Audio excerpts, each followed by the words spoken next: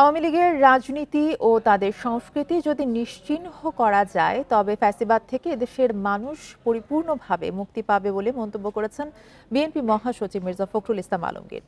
Bundle থাকলে প্রতি সেনমানিতে টাকা বাঁচবে। বিকাশ সেনমানি বান্ডেল কিনে জিতুন প্রতি লেনদেনে। বিকেলে রাজধানীর উত্তরার আজমপুরে জুলাই অভ্যুত্থানের শহীদদের স্মরণে ঢাকা মহানগর উত্তর বিএনপি সমাবেশে যোগ দিয়ে তিনি এসব কথা বলেন। মির্জা ফখরুল বলেন, যারা শহীদ হয়েছেন তাদের এত তাড়াতাড়ি ভুলে গেলে চলবে না। দেশের জন্য যারা প্রাণ দিয়েছে তাদের মনে প্রাণে স্মরণ করার আহ্বান জানান তিনি।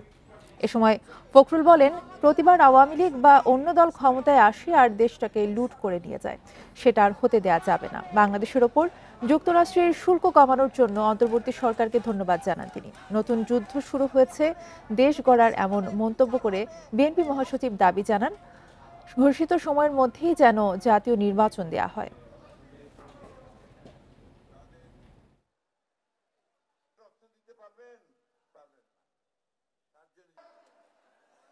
ভয়ঙ্কর একটা ফ্যাসিবাদ হাত থেকে আমরা আপাতত মুক্তি পেয়েছি।